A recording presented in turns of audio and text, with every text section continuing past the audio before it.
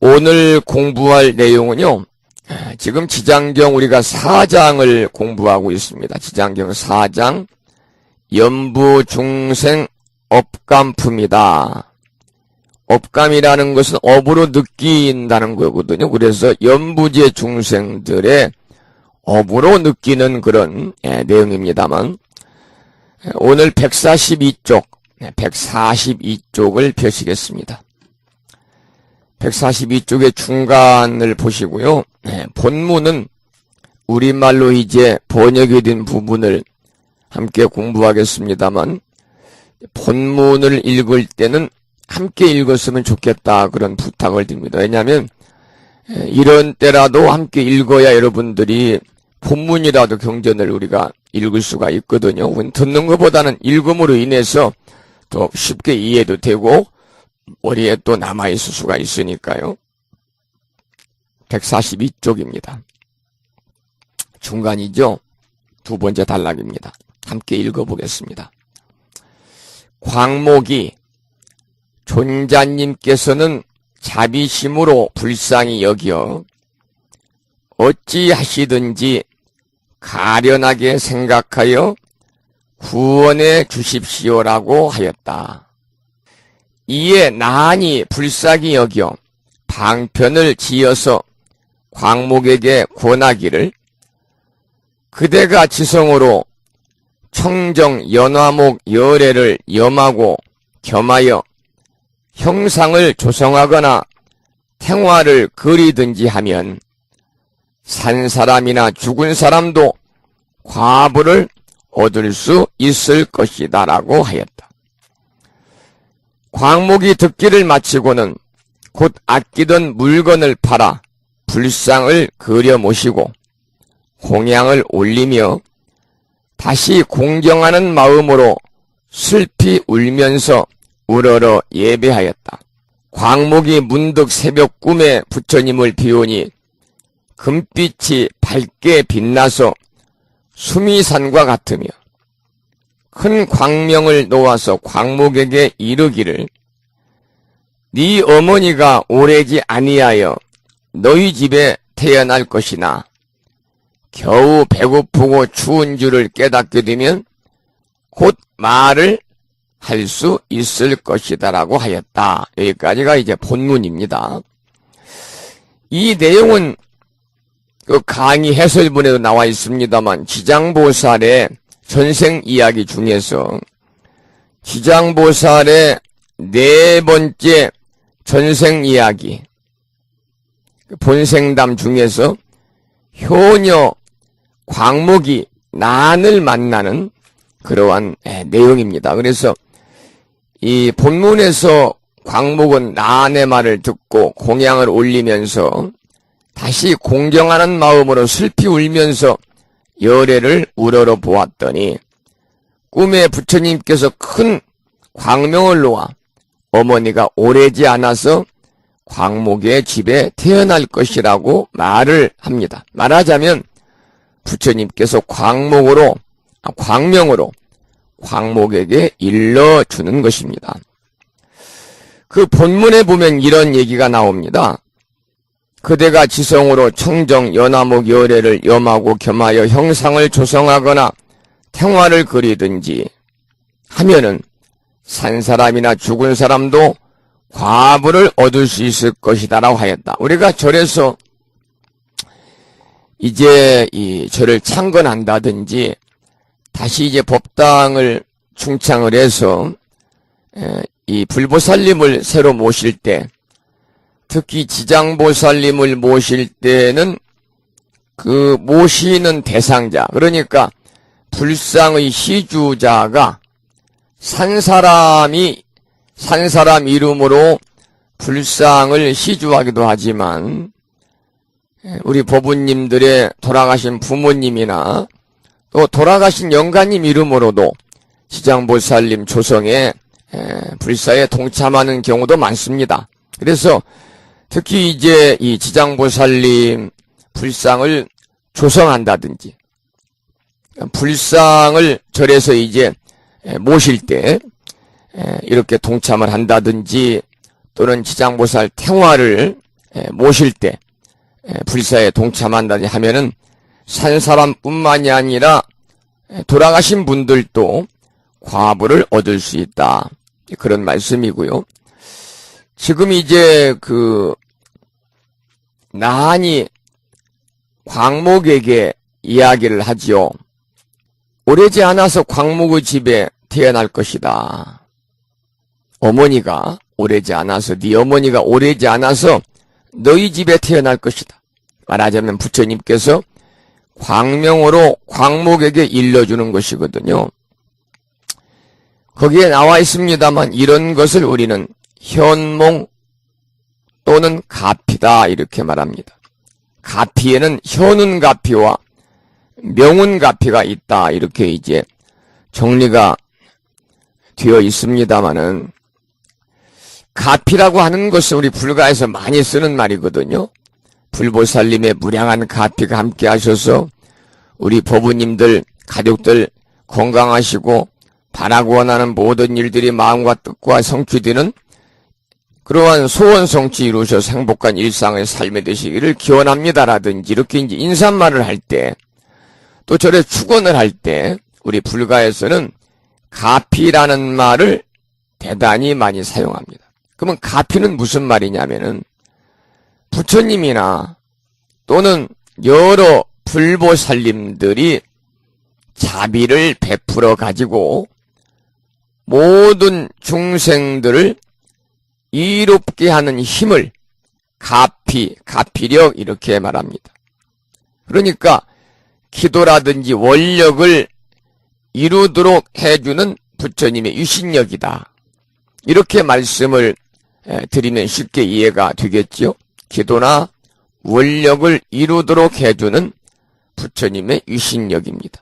그래서 부처님이나 여러 불보살님들이 자비를 베풀어서 모든 중생을 이롭게 하는 것이 가피입니다. 그래서 가피는 다른 말로는 우리가 이제 가비, 가우, 가유라고도 합니다만 그 사전적 의미는 불보살님에게 유신력을 받는 것, 또 불보살이 중생에게 불가사의한 힘을 부여해서 이익을 주는 건데, 이 가피와 동의어 비슷한 의미로 쓰이는 불교 용어 중에는 가지라는 게 있습니다. 가지. 이 더할 가짜의 진일지자거든요. 그래서 불보살님의 대자대비한 힘이 중생들에게 미쳐가지고 중생의 신심이 부처님께 감응되어서 서로 어울리는 것이라는 의미를 가지고 있습니다만, 우리가 이제 가지라는 표현보다는 가피, 또 가호, 더할까지 보화로자를 써서 가호라는 의미로 많이 사용을 하고 있습니다. 자, 그러면 이제 이 가피에 관해서 좀 구체적으로 함께 좀 살펴보는 그런 시간을 갖도록 하겠습니다. 가피에 대해서. 이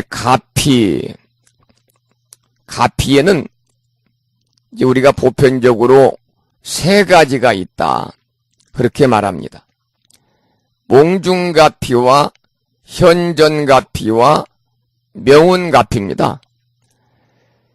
이 몽중가피라고 하는 것은 꿈속에서 부처님이나 보살 등을 만나가지고 그 유신력에 힘입어서 기도 성취를 하는 경우를 몽중가피라고 합니다.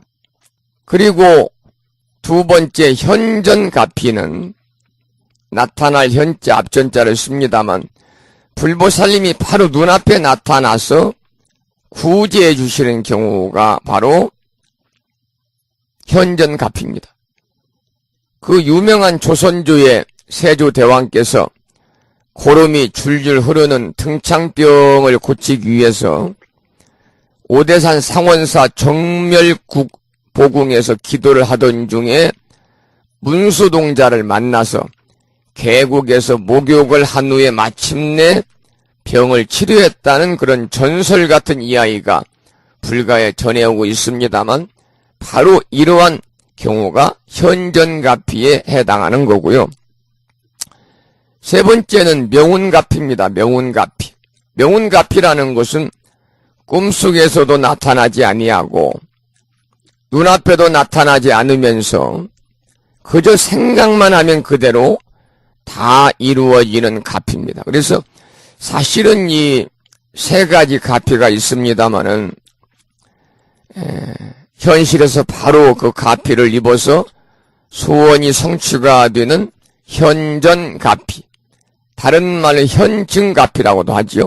현실에서 바로 가피를 입어서 소원이 성취되는 현증가피, 꿈을 통하여 소원이 이루어질 것을 예시하는 몽중가피, 언제나 은은하게 보호를 받는 명운가피, 세 가지, 이게 3종 가피입니다.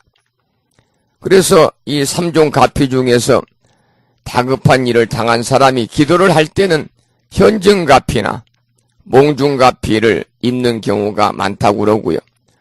또 평소에 안락과 행복을 원하는 사람이라면 명운가피를 입어서 평안한 일상의 삶을 영위하는 경우가 많다고 그럽니다만, 그 중에서 우리가 이제 명운가피, 우리가 입는 가피는 대부분 명운가피다, 이렇게 여러분들께서 이해를 하시면 되겠습니다. 우리가 그 예불문에도 명운가피력이 나오잖아요. 여러분들이 이 조성 예불뿐만이 아니라 우리가 이제 예참, 칠정례나 예참 마지막에 보면은 전부 다 명운가피가 나와요. 예를 들어서 사시불공때 하는 예참의 마지막에 유원 무진삼보 대자대비 수차공양 명운가피력 원공법계 제중생 자타일시 성불도라든가, 또 아침에 하는 내용도 마찬가지죠. 수차공양 대신에 수화정례만 들어가니까요. 그래서 유원 무진삼보 대자대비 수화정례 명운가피력 원공법계 제중생 자타일시 성불도, 칠정례나 또는 우리가 불공의 예참 시간에도 전부 다 명운가피력이 나옵니다. 이 명운가피는 이제 우리가 이제 개인적인 그런 그 소망을 나타내는 것이 이제 가피력인데, 이 현운가피는 아까도 말씀을 드린 것처럼 현증가피인데 우리가 인식할 수 있을 정도로 드러나게 영향력을 받는 것이 바로 현운가피, 현전가피, 현증가피고요. 명운가피는 우리 자신들이 느끼지 못하는 사이에 어떠한 영향력을 받는 건데, 거의 대부분 가피가 이 명운가피에 속한다고 그래요. 그래서 이 현운가피, 현증가피, 현정가피는 오로지 한 가지에 매달려서 우리가 기도를 했을 때 꿈속에서 현몽으로 나타나가지고 은혜를 받거나 또는 소원하는 바를 직접적인 방법으로 해결하는 것이고, 예를 들어서 꿈속에서 어떤 노인이 나타나가지고 머리를 확 빼갔는데 그 다음부터는 머리가 아프지 않았다든지, 시험을 앞두고 꿈에서 연필을 받았는데 그날 시험을 잘 쳤다든지, 이런 것들이 바로 이제 현운가피. 현운가피는 현증가피와 몽중가피가 합해진 게 현운가피입니다. 반면에 명운가피는 자기 자신도 느끼지 못하는 사이 어떤 힘을 얻는 건데, 예를 들면은 주위로부터 어떤 용기나 격려나 또한 그들의 구체적인 힘을 통해서 자기에게 영향을 미치는 것이 바로 모두가 명운가피거든요.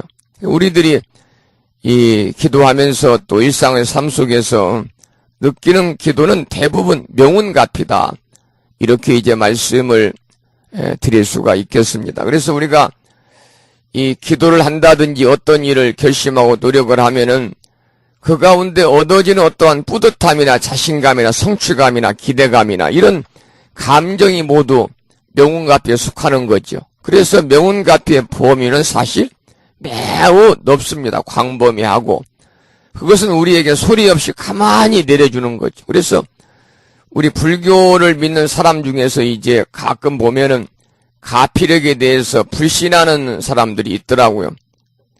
기도를 해도 별 영험이 없다 이렇게 속단하는 경우도 있는데 그것은 아주 잘못된 생각입니다. 내가 지금 다가오는 7월 칠석기도에 동참을 해서 열심히 지성으로 기간 동안 절에 다니면서 빠지지 않고 불보살님과 7원 성구임전에 기도를 했는데 나한테 돌아오는 게 없다. 기도에 공덕이 없다. 이렇게 이제 실망하는 분들도 계시거든요. 그건 극히 잘못된 생각입니다. 왜냐하면 우리가 절에 가서 석가모니불을 한 번만 불러도 관세음보살을 한 번만 불러도 지장보살 한 번만 불러도 7원 성구를 한 번만 불러도 그 영향력이 있는 거죠. 뿐만이 아니라 우리가 절에 가서 절을 하면 한 만큼 공덕에 대한 영향력은 분명히 존재하는 것입니다. 그래서 모든 사물에는 사물마다요 다 나름대로의 소위 자장대라는 게 있는데 소위 말하면 자석처럼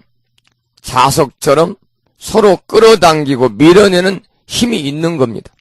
그래서 우리 인간에게는 그 힘이 다른 물질보다도 훨씬 더 크다고 그러거든요. 그래서 부처님이나 보살님들을 그릴 때는 후광을 푸른색으로 후광을 그려놓죠. 그 후광은 다른 말로 우리가 오로라라고 합니다. 오라라고 하는데 일종의 자장대 역할을 하는 거죠. 그래서 이 오라는 과학적으로 증명되어 가지고 의학에서 이렇게 원용하고 있는 실정인데 티베트 불교에서는 덕이 높은 림포체 스님들은 육안으로 오라를 관찰한다고 그러거든요. 모든 물질이 갖고 있는 이 자장대는 서로가 서로에게 영향을 주고 받게 됩니다. 우리가 모르는 사이 엄청난 파장을 서로 쏘아 보내고 받는 거죠. 한 가지 예를 들면 동굴 속의 박쥐는요 캄캄한 데서도 정확하게 먹이를 감지해가지고 빠른 속도로 벌레를 잡아먹어요. 이 박쥐는 무한한 파장을 쏘아 보내는 가운데 먹이의 파장과 맞아 떨어지는 순간에 순식간에 먹이를 잡는 거죠. 또 우리가 이제 집에서 금붕어 키울 때 수초를 넣은 어항과 수초를 넣지 않은 어항 속에 자란 금붕어의 성장 속도가 서로 다르다는 겁니다. 그것은 바로 서로가 서로에게 영향을 미치는 영향력 때문에 그렇거든요. 그래서 보다 강력한 영향력을 미치는 것으로 우리가 조개의 성질을 알아보면은 조금 더 쉽게 이해가 될 수 있을 것입니다. 이 바다에서 자라는 조개는 이제 물속에 자라잖아요. 물속 중에서도 모래 밑에 숨어서 잘 움직이지 않습니다. 그러고 있다가 달이 금음인지 달이 보름인지를 감지하고 껍질 밖으로 나와서 주기적으로 이렇게 춤을 춘다고 그래요. 그래서 달에 기울고 찬 것에 따라서 춤추는 양이 다른데 이렇게 보름 때 만월 때는 온몸을 밖으로 내밀어서 춤을 춘다는 거죠. 그래서 조개와 같은 작은 미물도 저 바다 밑에 모래 속에 있으면서도 달의 영향력을 느끼고 활동하는 거죠. 이것이 바로 과학적으로 입증된 사실이거든요. 그래서 우리가 큰 법당에 한 사람이 기도를 하고 있는데 거기에 다른 한 사람이 와가지고 또 기도를 하면 엄청난 영향력을 우리가 느낄 수 있습니다. 왜냐하면 자기도 모르는 사이에 소위 자장대가 형성이 되어가지고 상대에게 그 에너지를 쏘아보내고 또 상대편으로부터 그 파장, 에너지를 받기 때문이죠. 그래서 미미한 중생들은 그 능력이 미약하지만은 부처님이나 보살님과 같은 훌륭한 능력을 가진 분들은요, 엄청난 힘을 지니고 있습니다. 우리가 이제 기도를 하는 것은 부처님의 생명과 자기 자신의 생명이 둘이 아니기 때문에 기도를 통해서 자신 속에 있는 부처님의 무한한 영향력을 끌어내는 겁니다. 또 자기의 힘으로 발휘될 때 그것이 바로 뭐냐? 가피다 그 말입니다. 그래서 우리가 전기불을 이렇게 밝히려면은 먼저 전기선이 연결되어 있어야 되잖아요. 그것처럼 부처님과 자기 자신이 하나의 선으로 연결되어 있음을 우리가 명심해야 됩니다. 또 아무리 전기선이 연결되어 있어도 스위치를 켜지 않으면 전기불은 빛을 발하지 않잖아요.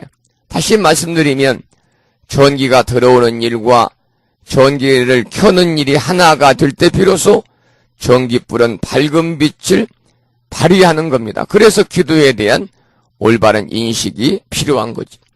기도를 하게 되면 틀림없이 가피력을 받는다는 확신을 가지고 기도를 할 때 소원하는 바를 성취할 수가 있다는 겁니다. 기도는 과학적이거든요. 우리가 마음을 골똘히 한 곳에 집중시켜 기도를 했을 때 그 영향력은 우주의 파장을 일으켜가지고 어떤 모양으로든지 나타내게 되어 있습니다. 그래서 기도를 하는 동안 얼마만큼 마음이 모아지고 얼마만큼 마음이 집중이 되었냐에 따라서 결과는 크게 달라지겠죠. 그러니까 마음의 온갖 욕심을 버리고 오롯한 마음으로 기도한다면 자기가 갖고 있는 능력을 최대한 발휘할 수가 있습니다. 우리가 이제 제대로 주파수만 맞춘다면은 우주에 충만된 무한한 힘을 얼마든지 끌어낼 수 있다는 거죠. 하찮은 미물도 영향력을 주고받는데 바다에 자라는, 바다에서 성장하는 그 조개도 하찮은 미물이잖아요. 영향력을 주고받는데 하물며 만물의 영장인 우리 인간의 힘은 위대하기 때문에 더 말할 이유가 없겠죠. 우리가 그러한 믿음을 가지고 기도를 해야지. 그러한 믿음이 없으면 아무리 기도를 한다 해도 그것은 헛된 시간을 낭비하는 겁니다. 그래서 우리의 정신작용이 눈에 보이지 않고 만져지는 것이 아니라고 해서 가피가 없다라고 부정하는 것은 그게 잘못된 것이다. 그래서 이러한 의미에서 정확한 방법으로 기도하는 것이 매우 중요한 일입니다. 가피가 없다고 부정할 것이 아니라 올바른 방법으로 기도에 임하는 것이 우선이 되어야 되고, 기도를 하는 목적이 부처님의 가피력을 얻는 것이라면 부처님의 주파수를 알아서 그 주파수에 맞는 마음가짐을 가져야 된다. 그렇게 할 때 부처님의 가피력은 내려지는 거다, 그 말입니다. 우리가 이제 기도하는 올바른 방법, 아까 말씀을 드렸습니다만, 첫째는 뭐냐면 기도하는 마음속에 욕심이 없어야 된다는 겁니다. 욕심을 내려놓고 기도해야 된다. 욕심이 없어야 된다. 기도하기 전에 가지는 원력이 기도를 하는 동안에도 그 욕심으로 변해서 마음을 가득 채우고 있다면 부처님께서는 가피력을 내리고 싶어도 색깔이 분명치 않아서 영험을 입힐 수가 없다는 거죠. 기도하는 순간에는 마음을 텅 비워야만이 부처님의 가피를 받는다. 다음으로는 기도하는 마음에는 절대 부정적인 생각을 하지 말아야 된다는 거죠. 우리가 마음이 부정적인 생각으로 가득 차 있으면서 기도하는 것은 마치 스스로 마음의 거울에 먹칠을 해놓고 거기에서 자신의 얼굴이 비치기를 바라는 것과 같다고 합니다. 그렇기 때문에 기도할 때는 오직 긍정적이고 희망적이고 마음에 바라는 바가 이미 확실하게 성취된 것으로 믿고 기쁘고 언제나 감사하는 긍정적인 마음으로 기도를 해야만이, 그리고 또 무슨 일이든 이해하려는 마음을 가질 때, 그런 마음으로 우리가 기도할 때 반드시 가피력이 따른다, 그 말이죠. 우리 불자로서 가피력에 대해서 부정을 하면 그건 불자의 자격을 이미 상실한 사람이라고 그래요. 우리가 그저 눈에 보이는 세계만을 알고 있는 것은 좁은 안목에 불과합니다. 그래서 성숙한 인간은 보이지 않는 그 밖의 세계에 대한 이해가 더욱더 깊은 것이고, 대개의 경우에 자신의 주파수 소리만 잔뜩 높여놓고 부처님의 주파수를 제대로 못 찾는 수가 많거든요. 그런 자신의 잘못된 기도에 대해서 탓할 생각은 아니하고 가피력이 없다고 하는 것은 불교에 대한 올바른 이해가 부족한 것입니다. 그래서 우리가 이 욕심을 비우고 지극한 마음으로 기도를 드릴 때 우주의 거대한 힘과 자기 자신이 한순간 서로 교신됨을 느낄 수 있는 거죠. 그러한 기도의 힘이 쌓이면 우리의 삶 속에서 무한한 자신감과 생명력으로 하고자 하는 일들이 분명히 성취될 것인데, 이것은 바로 불보살님의 그러한 무량한 가피력이다. 그 중에서도 이제 명운갑이다. 이제 그런 말씀을 드립니다. 그래서 우리가 이제 이 예불문이나 또는 예참 마지막에 유언, 무진, 삼보, 대자대비, 수화정례, 또 수차공양, 명운갑이력, 개인적인 그러한 소망을 바라는 거잖아요. 오직 원하옵건대 끝없는 삼보께서는 대자대비를 베푸시어 제가 지금 엎드려 예배 드리오니 가만히 가피력을 내려주십시오. 그래서 이 가피에는 이렇게 이제 현운가피는 현증가피와 몽중가피라고 말씀을 드렸죠. 그리고 이제 명운가피가 있는데 우리들이 입는 대부분의 99.9%의 가피는 바로 보이지 않는 가운데 우리들의 일상의 삶 속에서 우리들에게 함께하고 있는 명운가피다. 그런 말씀을 드립니다. 그러면 다시 이제 교재로 가서 143쪽 강의를 보겠습니다. 자, 여기서 이제 그 광목의 집에 그 어머니가 다시 태어납니다. 이것은 이제 부처님께서 광명으로 광목에게 일러주는 것이거든요. 이 광목은 나의 말을 듣고 공양을 올리며 다시 공경하는 마음으로 슬피 울면서 열애를 우러러 보았더니 꿈에 부처님께서 큰 광명을 놓아서 어머니가 오래지 않아서 광목의 집에 태어날 것이라고 말합니다. 말하자면 부처님께서 광명으로 광목에게 일러주는 것입니다. 이것을 현몽 또는 가피라고 합니다. 가피에는 방금 설명을 드렸습니다만 현운가피와 명운가피가 있습니다.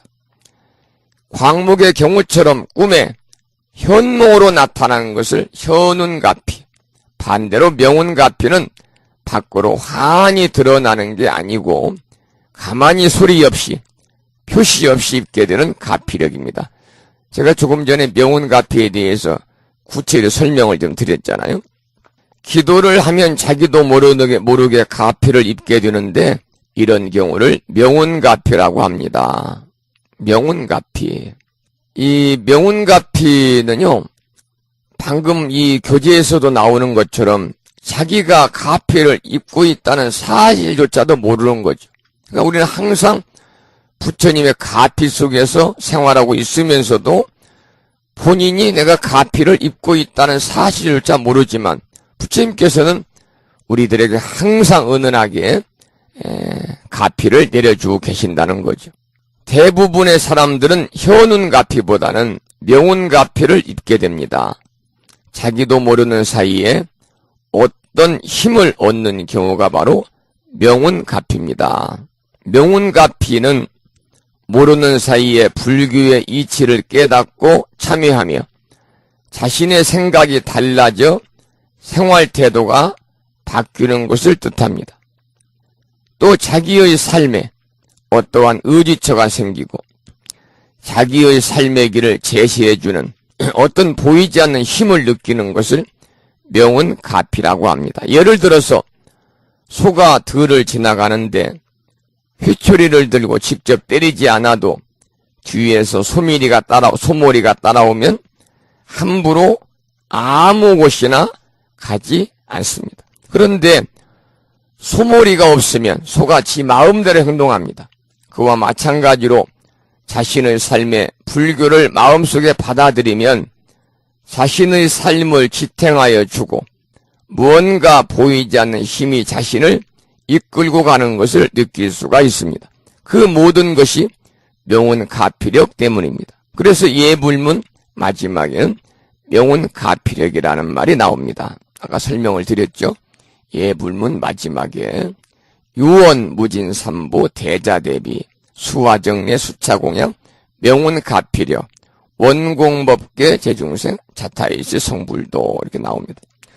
그러니까 우리가 이제 욕심을 부려가지고 현운가피를 기대하면 안 된다는 겁니다. 현운가피를 우리가 지나치게 기대하고 바라면 생각이 사사로워지거나 정신이 이상해질 수가 있다.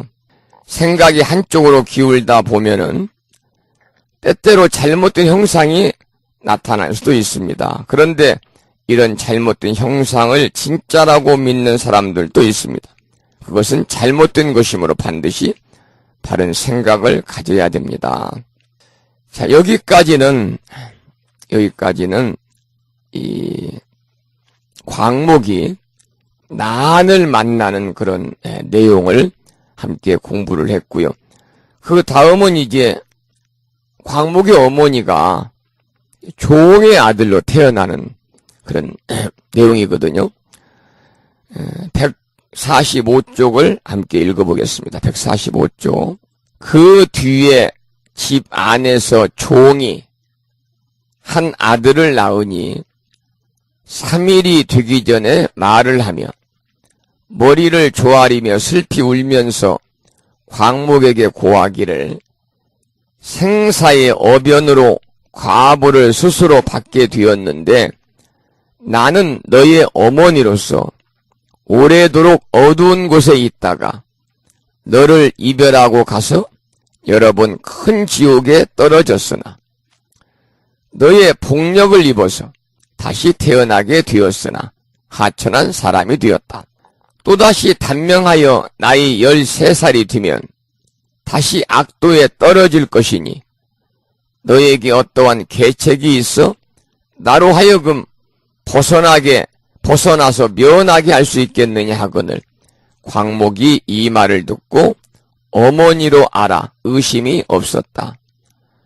광목이 목이 메어 슬피 울면서 종의 자식에게 이르기를 이미 바로 나의 어머님이라면 본래 지은 죄업을 다 알 것이니 어떠한 행업을 지어서 악도에 떨어졌습니까? 하고 물으니 종의 아들이 대답하여 말하기를 생물을 죽이고 불법을 헐뜯고 비방한 2가지 업으로 보를 받았는데 만약 복을 지어 그 힘으로 나를 고난에서 빼내어 구원해 주지 않았다면 이 업 때문에 해탈을 얻지 못할 것이다 하였다.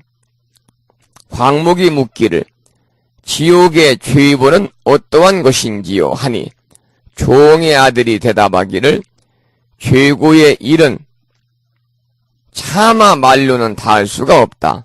백천세를 두고 말한다 하더라도 다하기 어려울 것이다라고 하였다. 이제 광목의 어머니가 광목의 집에서 일을 하는 그 종의 아들로 태어난 내용입니다.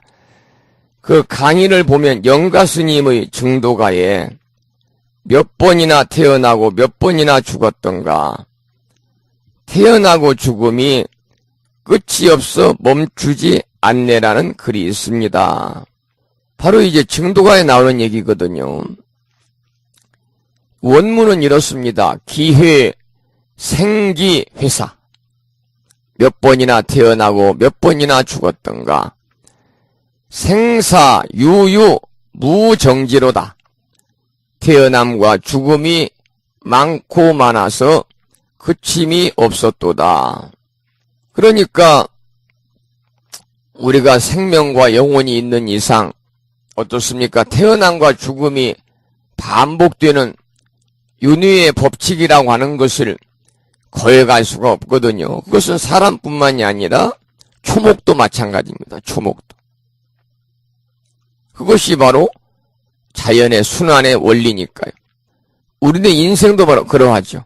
태어남과 죽음이 끝없이 반복되는 것이 우리네 인생입니다. 어찌 보면 참 불행이기도 하고 한편으로 생각하면 다행이다라는 생각도 듭니다만 바로 이제 영가스님의 증도가에 나오는 그런 내용이네요.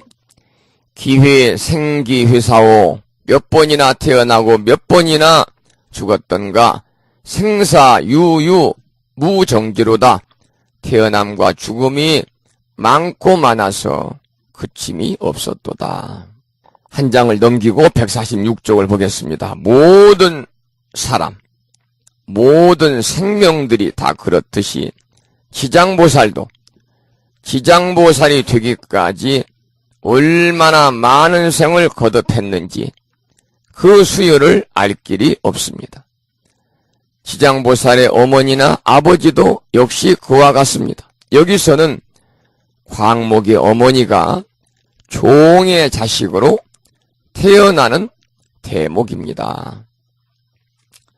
광목은 부처님의 현몽을 받은 뒤에 부처님 말씀대로 집안의 종이 한 자식을 낳게 되고 그 자식이 3일이 되기도 전에 말을 하며 머리를 조아리고 슬피 울면서 광목에게 말합니다. 자신은 광목의 어머니인데 생사의 어변에 의해 스스로 과보를 받게 되어 오래도록 어두운 곳에 있었다고 말합니다. 그리고 광목을 이별하고 나서 여러 번 큰 지옥에 떨어졌으나 광목의 법력에 힘입어 다시 태어나게 되었다고 합니다. 그러나 죄업 때문에 단명하게 되어 일찍 죽을 수밖에 없고 만약 대신 복을 지어 그 힘으로 이러한 운명에서 빼내어 주지 않는다면 벗어날 수 없다는 내용입니다. 그러니까 자력으로는 안 되니까 타력을 통해서라도 본인의 어변으로 인한 죄고에서 벗어나게 해줘야 된다 그 말이죠. 그래서 이 광목의 어머니의 죄업이라고 하는 것은 두 가지입니다. 본문에서도 우리가 읽은 것처럼 두 가지입니다. 첫째는 산 생명을 죽인 것과 그리고 진리의 가르침을 헐뜯고 등진 것입니다. 남의 생명을 죽이면 자신의 몸에 병고가 심하거나 또 단명하다는 것은 피할 수 없는 이치거든요. 생명을 해쳤으면 그 해침이 씨앗이 되어서 결과로 돌아온다는 겁니다. 제가 며칠 전에 불뮤지.com 금주의 불교계 소식에다가 연합뉴스에 나온 기사를 올려놨어요. 제목은 스님이 고기를 먹어도 될까? 불교계는 논쟁 중이다. 거기를 보면은 이제 대한민국 조계종 100년 대계 본부가 이 100년 대계 기 워크숍을 열고 그 자리에서 이제 스님들이 고기를 먹어도 되는지에 대해서 논쟁을 한 것 같습니다만은, 거기에 보면은 이제 이 불살생과 고기를 먹는 것은 연결되지 않는 것으로 봐야 된다. 율장에 따르면 일부 육식은 가능하다. 이렇게 이제 주장하는 스님들이 있고, 또 그렇지 않고 출가자는 육식을 금해야 된다 하는 이제 이 찬반론자들, 이렇게 이제 논쟁이 뜨겁다고 하는 그 내용을 제가 이제 홈페이지에다 올려놨습니다만은, 제가 이제 그 글을 올려놓고 자료를 좀 찾아봤더니 법만경이나 능엄경이나 능가경 같은 경전에서는 살생과 육식은 돌이킬 수 없는 악업이자 윤회의 족쇄다 이렇게 나와 있더군요. 살생과 육식은 돌이킬 수 없는 악업이자 윤회의 존재다. 또 입능가경이라는 경전에서는 육식은 자비의 종자를 끊는 일이다. 이렇게 이제 경고를 했어요. 그래서 대승불교인 우리나라에서는 스님들이 1700여 년간 고기를 멀리 했잖아요. 지금도 이제 고기를 멀리 하고 있죠. 여기에서 방금 제가 설명을 드린 것처럼 광목의 어머니가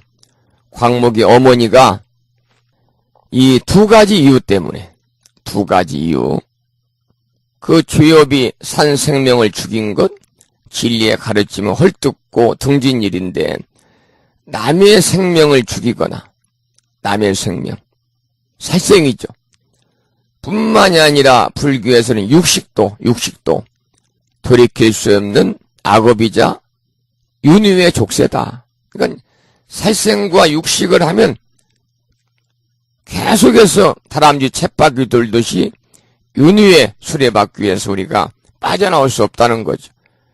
육식도 자비의 종자를 끊는 일이니까요. 물론 이 살생은 뭐 자비의 종자를 끊는다는 걸 여러분 알겠습니다만 육식도 마찬가지다. 자비의 종자를 끊는 일인데 광목의 어머니가 살아생전에 산생명을 많이 죽여가지고 그 고기를 탐닉한 거죠. 그래서 이제 죄업이 있고 또 하나는 그 부처님 가르침의 진리의 말씀을 헐뜯고 삼보를 비방하고 등져가지고 이제 그 과보로 지위의 과보로 이제 무간지옥에 떨어졌다고 그러잖아요. 여기에서 이제 불교에서는 그 건강과 장수의 비결로 모든 생명을 사랑하고 다른 사람들의 건강을 보살피는 일이다. 불교에서는. 그래서 다른 사람의 삶을 건강했으니까 그 결과로 자신이 다시 건강해서 치면 너무나도 당연한 일이다. 이것이 바로 이제 우리 불교에서 말하는 인과의 중의성이거든요. 그래서 진리의 가르침을 헐뜯고 등진 삶은 곧 빛을 등지고 어둠의 세계를 헤매는 일이고 유익하고 올바른 삶의 가르침을 등졌다면 그것은 곧 답답하고 고통스러운 길을 갈 수밖에 없다. 힘들고 고통스러운 길을 가는 사람들은 올바른 가르침의 빛을 외면한 결과다. 바로 광목의 어머니가 이제 종의 아들로 소위 천민으로 환생한 그 이야기는 우리에게 인과의 중요함을 새삼 깨달을 수 있게 해주는 아주 중요한 그런 내용이다. 이렇게 말씀을 드릴 수가 있겠습니다. 광목의 어머니의 죄업이란 다른 게 아니라 산생명을 죽인 것, 자비의 종자를 끊어버린 겁니다. 산생명을 죽여서 그 고기를 탐닉한 거죠. 이제 그 제가 조금 전에 그 스님들 육식에 관한 얘기를 잠깐 드렸습니다마는 이 요즘에 와서 보면 스님들이 육식을 하시는 분들이 제법 있어요. 그건 아마 최근 들어 스님들의 육식관이 좀 모호해진 것이 아닌가 그런 생각이 듭니다만, 그러나 대승 불교에서는 특히 맛에 대한 탐착을 철저히 경계합니다. 맛에 대한 탐착을 철저히 경계하고 있어요. 초기 불교에서도 마찬가지입니다. 대승은 물론이거니와 초기 불교에서도 맛에 대한 탐착을 철저히 경계해서 이 쌍유따니까에 보면 아들의 고기에 대한 경이라는 게 있어요. 아들의 고기에 대한 경. 초기 경전 쌍유따니까에 보면 경전의 제목이 아들의 고기에 대한 경. 여기 보면 육식에 대한 부처님의 견해가 나타나 있거든요. 황야를 건너는 부부가 양식이 떨어져가지고 모두 죽을 수밖에 없는 상황에서 부득이 귀한 아들을 죽인 뒤에 자신의 가슴을 후려치면서 그 살을 먹는 것처럼 해야 한다. 이렇게 부처님께서 말씀을 하시고, 또 그런 후에 부처님은 수행자들을 향해서 놀이를 위해 먹을 수 있는가, 자기 보양을 위해 먹을 수 있는가를 되묻거든요. 그래서 초기 불교를 내세워서 이렇게 고기를 먹는 스님이 있다면 그것은 정말 황야를 건너는 부부가 자식을 먹는 마음으로 고기를 먹는 것일까, 이런 생각도 해보게 됩니다. 그래서 우리가 출가자든 제가자든 고기를 먹을 수는 있다고 하지만은 고기를 먹는 마음이 불편하다고 그래서 부처님 가르침과 한국 불교 1700년의 오랜 전통을 이렇게 좀 훼손하는 것은 바람직하지 않다라는 것이 저의 개인적인 그런 생각입니다. 하기야 이 신문에 보면은 만해 한용운 스님께서는 대처 식용론이었다. 대처. 대처 식용론을 주장했다고 그러는데, 이 한용운 스님께서는 이 대처 식용론, 그러니까 대처. 결혼하는 겁니다, 결혼하는 거. 그래서 만해 스님이 조선 불교 유신론에서 이렇게 말씀을 했어요. 결혼이 성불의 장애가 되지 않으니 승려의 결혼은 자율에 맡기자. 그래서 현재 우리나라에서도 종단에 따라서 결혼을 금지하는 종단이 있고, 대한민국 조계종, 대한민국 천태종 같은 경우는 결혼을 금지하잖아요. 그래서 소위 철을 취하게 되면 바로 이제 그 성적을 박탈해서 제적이라든지 멸빈을 그러한 시키는 데가 종단이 있고, 그리고 우리나라에 500여 개의 크고 작은 종단들이 많습니다만 대부분의 대한민국 조계종이나 대한민국 천태종을 제외하고는 이 종원종법에 취처를 인정하는 거죠. 대처를 인정하고 있죠. 그래서 만해 스님께서도 결혼이라는 것은 성불의 장애가 되지 않으니까 그냥 결혼에 대해서는, 대처에 대해서는 승려들의 결혼을 자율에 맡기자, 이렇게 이제 주장을 했는데, 지금도 그렇습니다만 당시에도 출가자가 막 줄고 있으니까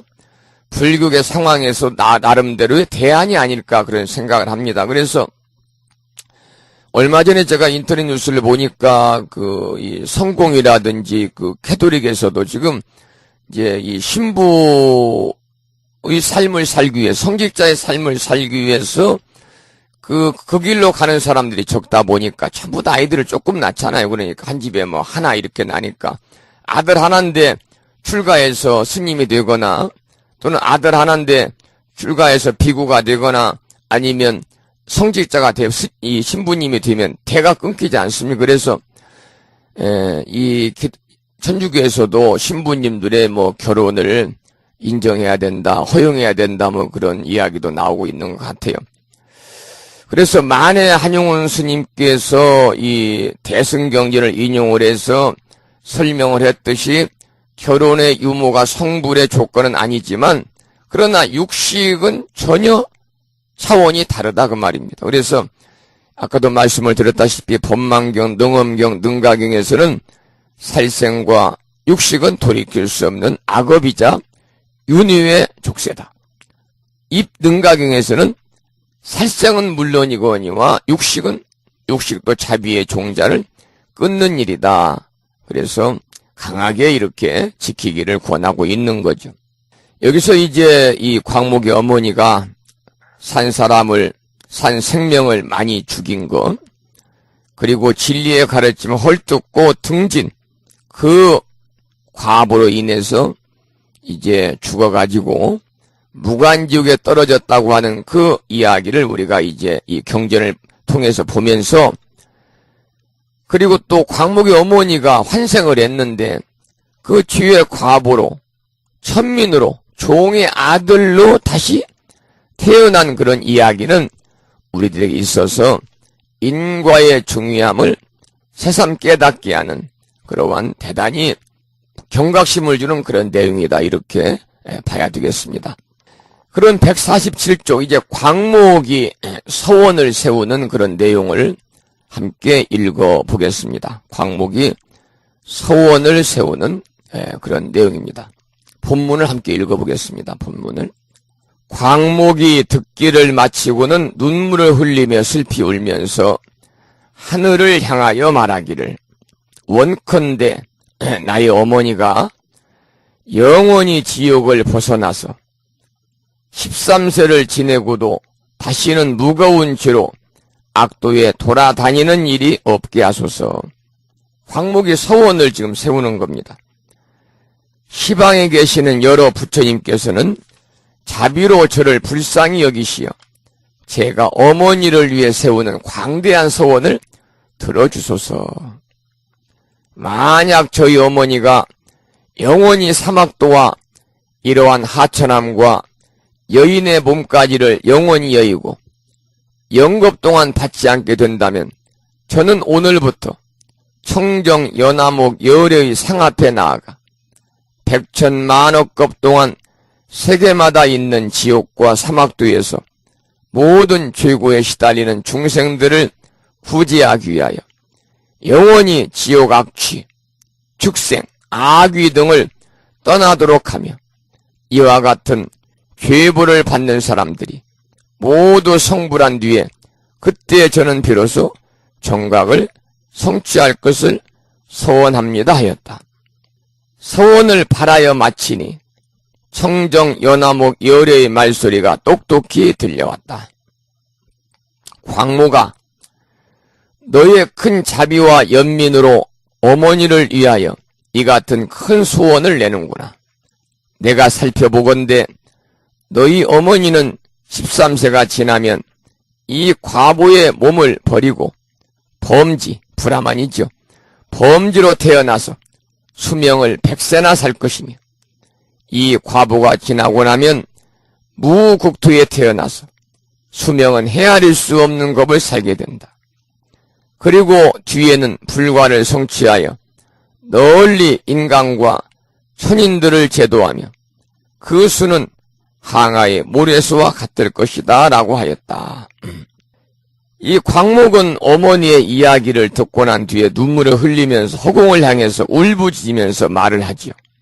어머니가 영원히 지옥을 벗어나서 13세, 13살이 되면 다시는 무거운 죄와 악도에 돌아다니는 일이 없도록 해달라. 여기서 이제 어머니는 바로 이제 그 광목의 집의 종의 아들로 이렇게 환생한 사람이 바로 어머니입니다. 그리고 광목은 지옥과 사막도에서 죄의 고통으로 시달리는 모든 중생들을 빼내어 구원하며 그 중생들이 모두 성불한 뒤에야 정각을 성취할 것이라고 말합니다. 흔히 지장보살의 원력의 정신을 대표하는 말 중에 중생들을 모두 제도하고 난 뒤에 깨달음을 이루겠다고 하는 중생도진 방증불이라는 서원이 여기에서 나타납니다. 우리가 첫 시간에도 그랬고 중간에도 몇 차례 여러분들에게 제가 지장보살의 그 원력과 정신에 대해서 세 가지로 설명을 드렸는데 그 중에 첫 번째가 바로 이겁니다. 중생도진 방증불이라. 중생을 모두 제도하고 난 뒤에 깨달음을 이루겠다. 이 소원이 여기에 지금 나타나고 있는 거거든요.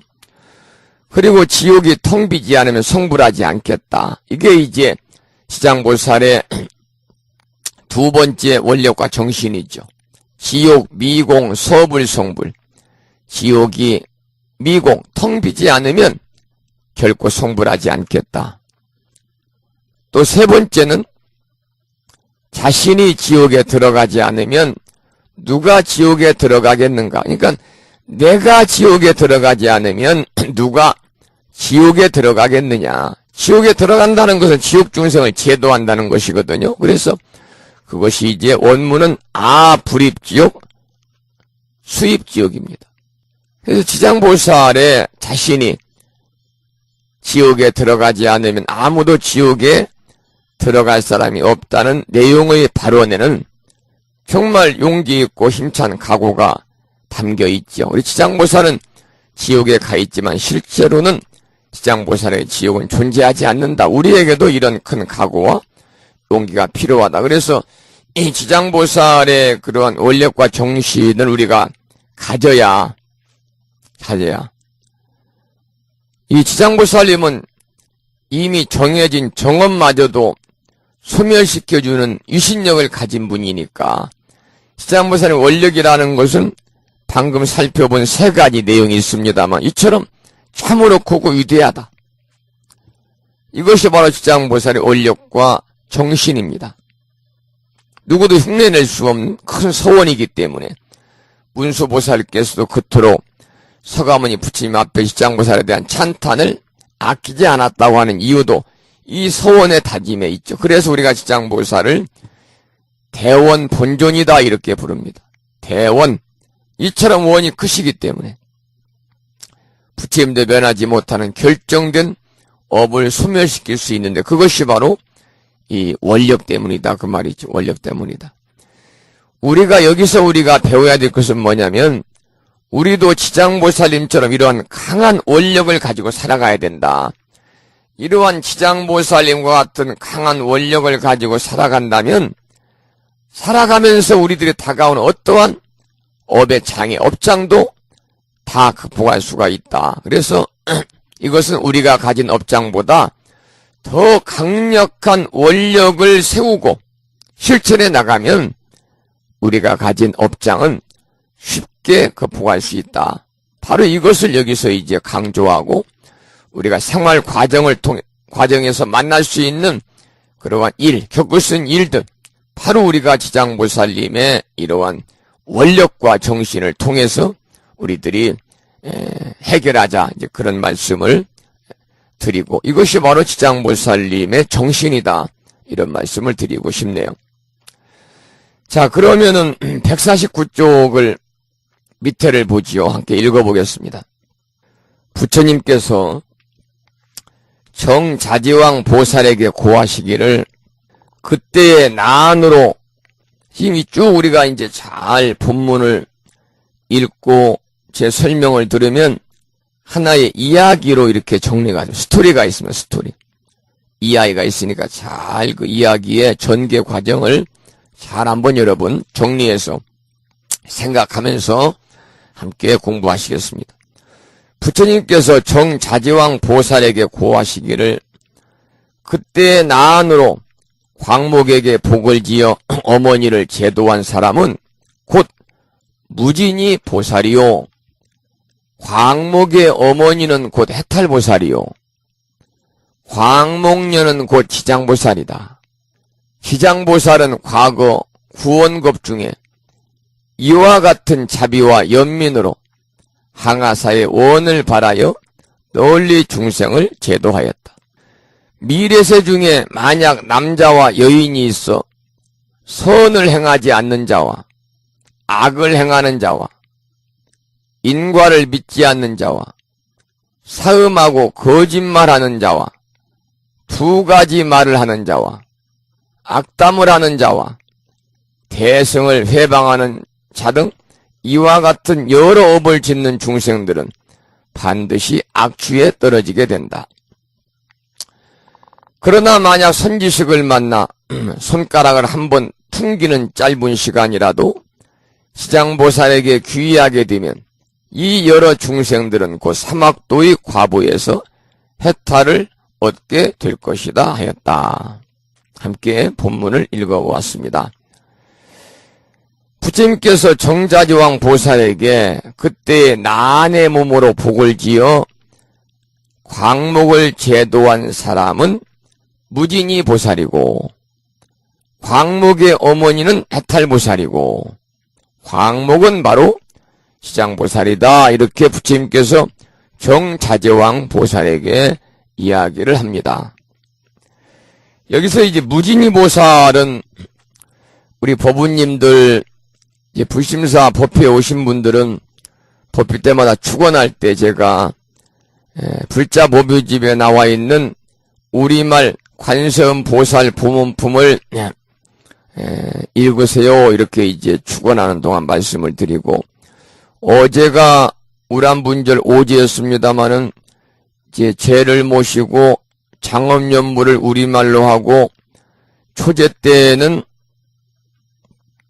영가시여, 이제 때는 우리말 무상계, 삼제, 사제 때는 금강경, 어제 오제 때는 우리말 관세음보살 보문품을 함께 읽었습니다. 육제 때는 이제 우리말 불설 아미타경을 장엄연물 끝나고 이렇게 이제 함께 읽으면서 기도를 할 생각입니다마는, 여러분들이 이 불자보묘집을 보면 우리말 관세음보살품이 나오잖아요. 처음에 나오는 보살이 무진이 보살이에요. 그때 무진이 보살이 자리에서 일어나 오른쪽 어깨를 드러내고 합장하고 부처님 향하여 여쭈었다. 세존이시여, 관세음보살은 무슨 인연으로 관세음이라 하나이까? 부처님이 무진이보살에게 말씀하셨다. 그러니까 이 관세음보살 보문품이 어디에 나와 있는 내용이냐면 법화경에 나와 있습니다. 법화경. 그래서 법화경에 나와 있는 관세음보살 보문품을 따로 떼가지고 관음경이다 이렇게도 합니다만, 일본에서는 관음경으로 해서 많이 있게 돼. 우리나라에서는 관세음보살 보문품으로 많이 있게 되죠. 그래서 무진이보살은 법화경에 나오는 보살이고, 광목의 어머니는 광목의 간절한, 딸의 간절한 기도 덕분에 해탈보살이 됐고, 또 수많은 생을 살아오면서 나한과 광목과 광목의 어머니는 각각 무진이보살, 그 나한이 무진이보살이죠. 나한이 복을 지어 광목을 제도했으니까 나한이 무진이보살이고, 광목의 어머니가 해탈보살이고, 광목은 바로 지장보살이다 그 말입니다. 바로 이렇게 수많은 생을 살아오면서 나한과 광목과 광목의 어머니는 각각 무진이보살, 해탈보살, 지장보살이 되어 중생을 제도하며 살았다는 이야기입니다. 이 글을 읽는 우리들 또한 얼마나 많은 생을 돌고 돌아 이렇게 지장보살을 만났을까. 여러분이나 저나 마찬가지입니다. 얼마나 많은 생을 돌고 돌아서 이렇게 부처님과 만나게 되었을까.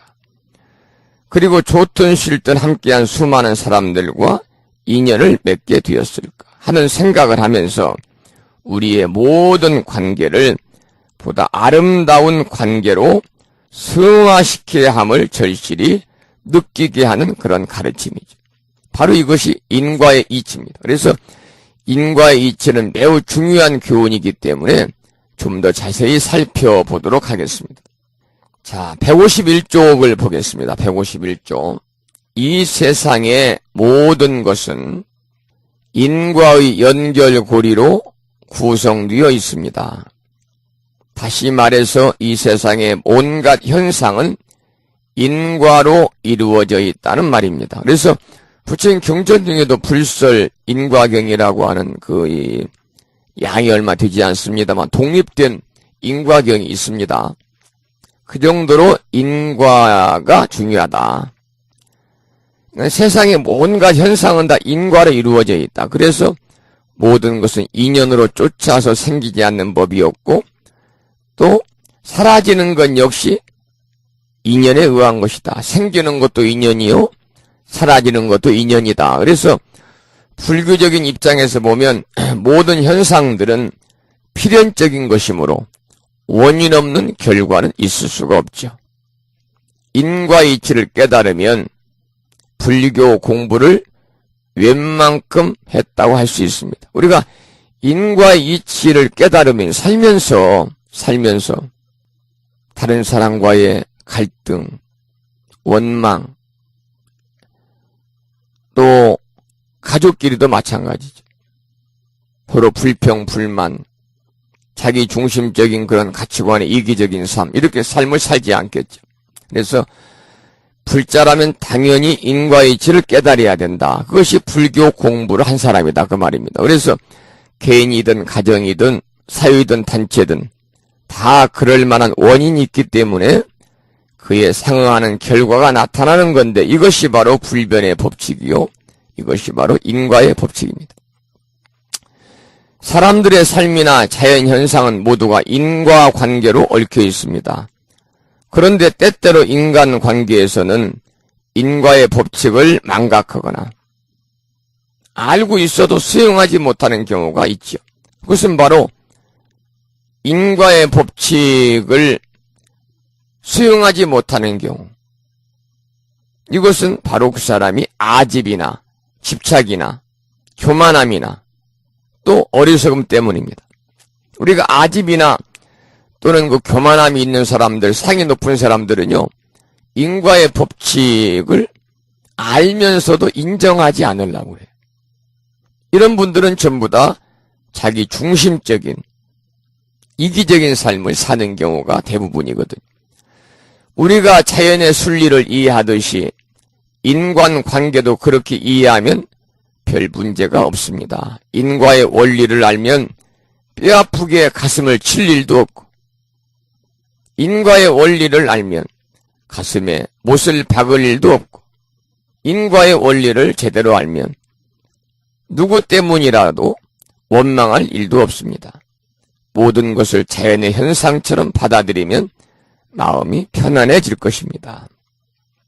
그래서 우리가 공부가 필요한 거죠. 그래서 우리가 부처님 공부가 필요한 거예요. 바로 우리가 부처님 공부를 통해서 우리가 지혜로운 삶을 살고자 노력을 하면 그것이 자비로 실천에 옮겨지니까 바로 우리가 인과의 그러한 이 법칙이라고 그럴까요? 인과 현상을 자연스럽게 받아들일 수밖에 없는 거죠. 우리는 많은 경험을 통해서 봄에는 꽃이 피고 가을에는 낙엽이 진다는 자연현상을 잘 이해하고 있습니다. 인간관계도 자연의 원리와 똑같습니다. 이 세상의 모든 일들이 전부 그렇게 인연의 도리로 되어 있음을 이해할 수 있어야 합니다. 부처님의 깨달음도 실은 연기의 도리, 12연기, 12인연법을 통해서 부처님께서도 인연의 도리를 깨달으신 것이거든요. 부처님이 깨달으신 인연의 도리는 초중고등학교 교과서로 채택되어야 할 만큼 중요하다는 거죠. 왜냐하면 인과가 두려워서 악을 짓지 않으려는 마음을 가질 수가 있으니까요. 내가 지금 이런 행동을 하면, 내가 이런 생각을 하면, 내가 이러한 말을 하면 나에게 어떠한 것이 돌아올 것이다. 내가 하는 행과 내가 하는 말과 내가 하는 생각은 바로 악업을 짓는 거다 라고 생각하면 그 인과가 두려워가지고 악을 짓지 아니하려고 선한 행동과 선한 말과 선한 생각을 하면서 살아갈 수밖에 없잖아요. 그래서 인과가 인연의 도리가 중요하다는 겁니다. 우리가 인연의 도리를 제대로 알면은 인과가 두려워서 왜 나쁜 짓을 하지 않아야 되며 좋은 일을 하면 자신에게 무슨 이익이 있는지 인과의 법칙에 따라 교육을 시킨다면 우리가 지금 인성교육에도 커다란 효과를 얻을 수가 있을 것입니다. 지금 자라나는 청소년들을 보면 제멋대로 그냥 말하고 행동하고 생각하고, 얼마 전 인터넷 뉴스를 보니까 초중교 학생들의 일상적인 언어 생활 중 20%가 욕이라고 그러잖아요. 상대를 비하하는 말이라든지. 바로 그런 인성교육의 보탬이 될 수 있는 것이 바로 뭐냐면 바로 인과의 법칙에 따라서 교육을 하는 거다. 그래서 불교라는 것은 원리에 입각해서 가르치기 때문에 인과를 잘 가르쳐주면 세상이 달라질 수가 있습니다. 세상 사람들이 인과의 이치를 믿는다 해도 세상은 훨씬 살기 좋아질 것입니다. 경에서 인과를 믿지 않는 자는 지옥에 떨어진다고 했을 만큼 인과의 문제는 정말 중요합니다.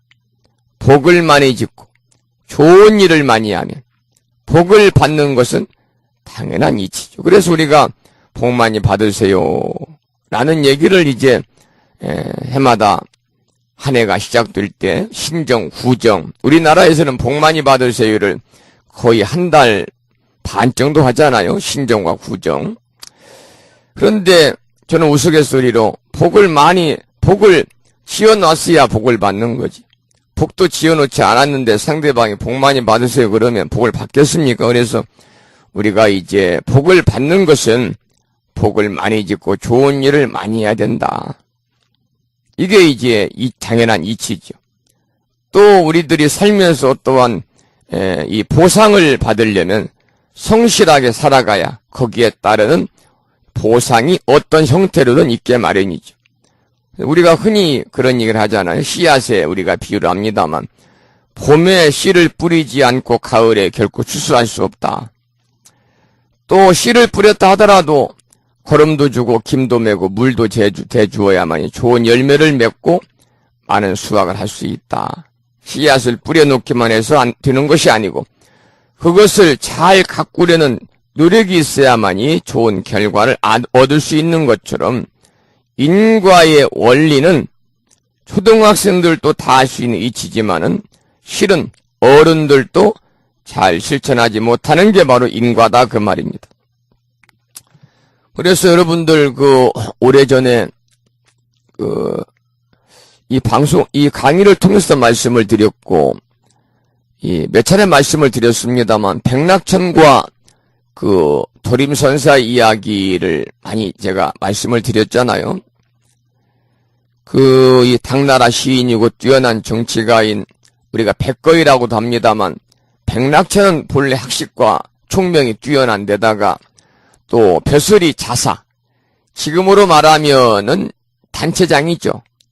지방자치단체장 그 지위에 올라가지고 그 우월감에 충만해 있을 때 항주라는 이 도시에 자사로 부임을 했는데 어느 날 여기에서 멀지 않은 사찰에 도림선사라고 하는 이름난 고승이 살고 있다는 소식을 듣고서 내가 한번 얼마만큼 이 도력이 있는 스님인지 내가 한번 직접 시험해 봐야 되겠다. 이렇게 이제 작정하고 이 도림선사가 머물고 있는 절로, 지금으로 말하면 수행원들을 비서진을 거느리고 찾아갑니다. 근데 도림선사는 이제 날이 청명하면 좀 특이한 그런 사람인데 경내에 있는 절 안에 있는 오래된 이 노소 소나무 위에 올라가서 좌선을 하곤 했다고 그러죠. 그래서 마침내 백낙천이 도림선사를 찾아온 날도 이 나무 위에서 좌선을 하고 있었다고 그래요. 그래서 백낙천이 나무 안에서 좌선하는 스님을 보고 좀 겁이 나고 좀 위험하다는 생각이 들잖아요. 이 소나무 위에 가지에 딱 걸쳐가지고 가부좌를 들고 앉아서 참선하고 있으니까 보기만 해도 그냥 심장이 뛸 정도로 막 아슬아슬한 생각이 들어서 밑에서 큰 소리로 외쳐요.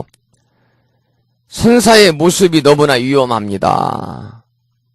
그러자 도림선사 아래를 쳐다보면서 뭐라고 그러느냐? 자네가 더욱더 위험하구만 그래요.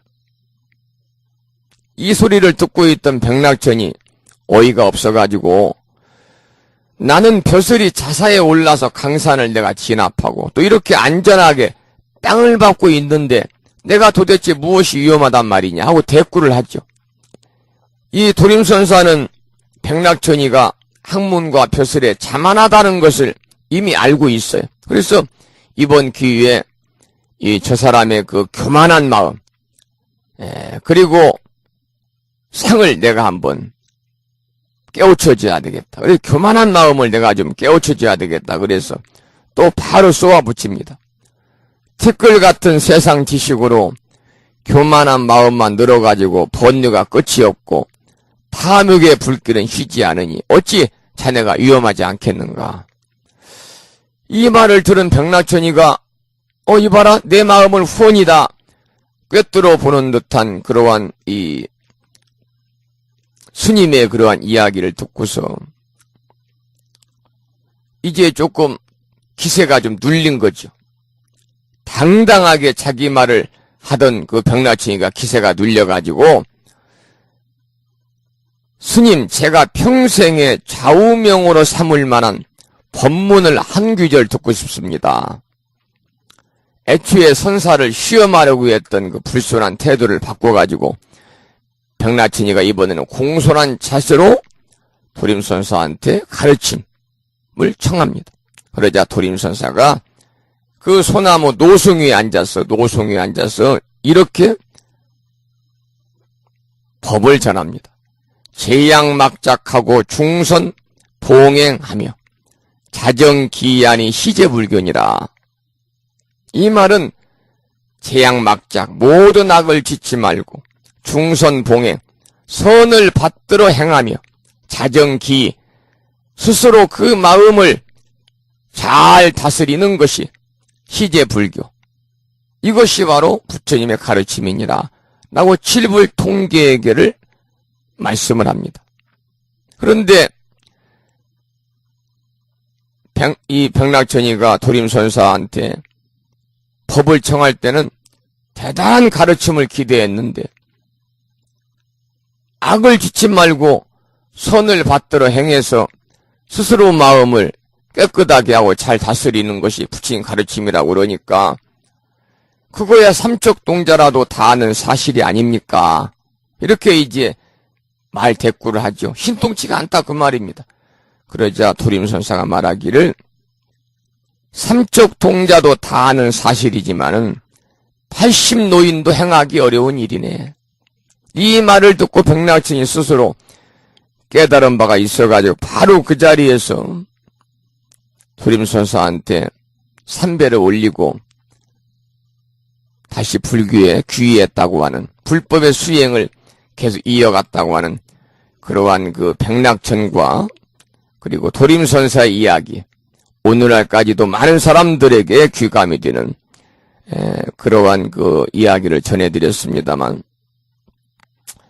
바로 이제 그런 말씀입니다. 방금 여러분에게 드린 말씀도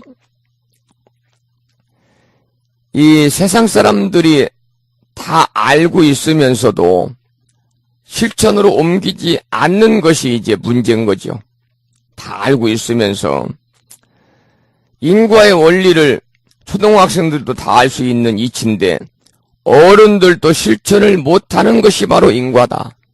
바로 백낙천이한테 도림선사가 말씀하신 것처럼 모든 악을 짓지 말고 손을 받들어 행하라는 말이 3살 먹은 어린아이도 알지만 삼척동자도 다 아는 사실이지만은 80 먹은 노인도 행하기 어려운 것처럼 우리의 인과의 원리라고 하는 것도 초등학생들도 다 알 수 있는 이치인데 실로 어른들도 실천하지 못하는 것이 바로 인과다라 그 말입니다. 그래서 인과의 이치를 우리가 잘 생각해 스스로 납득이 되도록 노력을 하고 여기서 우리가 지장보살에 귀의한다는 것은 바로 지장보살의 아까 말씀을 드린 것처럼 3가지의 원력과 3가지의 정신을 우리가 본받는다 그 말입니다. 그래서 지장보살은 참으로 위대한 원력을 가지고 고통받는 중생들을 건지겠다는 그러한 원대한 꿈을 가지고 있거든요. 그래서 경전에 나오는 여러 가지 죄업은 결국은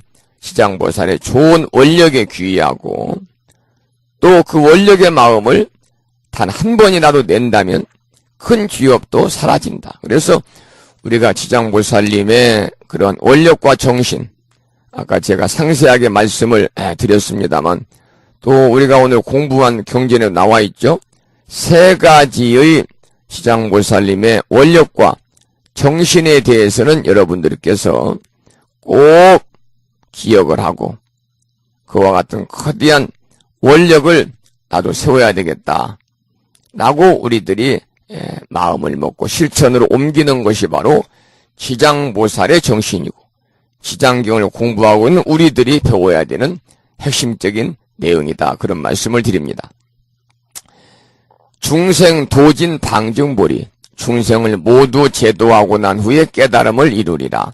지용미공 서불성불 지옥이 텅 비지 않으면 결코 나는 성불하지 않으리라. 아 불입지옥 수입지옥 내가 지옥에 들어가지 않으면 누가 지옥에 들어가서 제도하리요. 이 3가지 여러분이 부장보살님의 위대한 정신이고 우리 모두 갖춰야 되는 그러한 원력이다. 그런 말씀입니다. 152쪽을 보겠습니다. 밑에 경전에 나오는 여러 가지 취업은 결국 지장보살의 좋은 원력에 귀의하고 그 원력의 마음을 단 한 번만이라도 낸다면 큰 취업도 사라진다고 하는 것입니다. 지장보살에게 귀의하고 지장기도를 하는 것은 지장보살과 같은 큰 꿈을 가슴에 한번 가져보는 것을 의미합니다. 고통받는 중생의 고통을 덜어주는 그러한 마음을 가슴에 가지는 것은 쉽지가 않습니다. 쉬운 같으면서 쉽지가 않습니다. 그러나 우리는 개인적인 소망은 늘 가슴에 품고 살잖아요. 경에서 말한 손가락을 한번 퉁기는 사이에 걸리는 시간은 1초 정도에 불과한데 그 1초라고 하는 짧은 손가락을 한번 퉁기는 시간 동안이라도 지장보살에게 귀의를 하면 앞에서 말한 수많은 주엽이 결코 문제가 되지 않는다. 어떻게 생각해보면 허무맹랑한 말처럼 들리지만 결코 그것은 거짓말이 아니다 그 말입니다. 왜냐하면 자신이 꿈꾸고 있는 개인적인 소망과 또 지장보살의 원대한 꿈은 어떻습니까? 큰 차이가 있거든요. 우리는 어떠한 사소한 개인의 의식주 문제와 직장의 승진 문제, 사업 문제, 자식 문제 뭐 등등 평생 우리가 꿈꾸고 기대하고 온통 그런 꿈으로 가득 차 있는 때가 많기 때문에 지장보살과 같은 원력을 한순간이라도 마음에 품어볼 자리가 없더라. 그래서 결국은 개인적인 꿈과 지장보살의 원력이 이처럼 엄청나게 다르기 때문에 우리가 이 손가락을 한번 튕기는 짧은 시간 동안만이라도 단 1초만이라도 지장보살에게 귀의하면 귀엽을 소멸할 수 있다는 말입니다. 그래서 아무리 주엽이 크다고 해도 지장보살의 원력을 가슴에 품게 되면 한순간 주엽이 소멸된다는 이야기 속에서 원력의 위대함을 다시 한번 우리가 엿볼 수가 있겠죠. 이 세상에 사는 많은 중생들은 죄를 짓지 않고 사는 경우가 드물지요. 우리는 알고도 죄를 짓지만 또 어떻습니까? 모르고도 죄를 짓는 수가 많습니다. 154쪽입니다. 많은 경우에 어쩔 수 없이 죄를 짓게 되는 경우도 있고요. 그러나 죄업만을 강조해서는 결코 죄를 면할 수가 없습니다. 바람직한 불교는 업장을 갖고 이야기하는 것이 아니라 원력을 가지고 이야기해야 합니다. 만약에 업장만 갖고 이야기하면 그냥 자기가 지은 업을 그대로 받아들이고 살아가야 됩니다. 그렇게 되면 결코 업에서 헤어날 수가 없지만 그러나 우리는 그러한 업장을 뛰어넘을 수 있어야 된다. 그것이 바로 원력이기 때문에 가능하다. 지장보살의 원력처럼 우리가 업장을 뛰어넘을 수 있는 커다란 원력을 우리가 갖자 그 말이죠. 우리가 지은 죄업은 일종의 빚이라고 할 수 있습니다. 예를 들어서 자기의 재산은 1,000원뿐인 사람이 1,000만 원의 빚을 졌다고 하면 갚을 도리가 없습니다. 그러나 몇십억을 마음대로 빌리기도 하고 갚기도 하는 그런 사람에게는 1,000만 원이란 돈은 아무 문제가 안 되겠죠. 그건 바로 강한 원력의 삶을 말하는 것이다. 이처럼 강한 원력으로 살아가는 사람들은 설사 죄업이 있다고 하더라도 아무 문제가 안 된다는 겁니다. 조그만 죄업으로도 지옥에 갈 수 있지만 좋은 생각을 많이 하고 힘차게 사는 원력이 큰 사람은 설사 죄업이 있다고 해도 아무런 문제가 되지 않습니다. 여기서 지장보살에게 한순간 귀의하면 사막도의 과보의 세탈을 얻게 된다고 그랬는데 이 말은 바로 그런 원리를 잘 설명해 놓은 것입니다.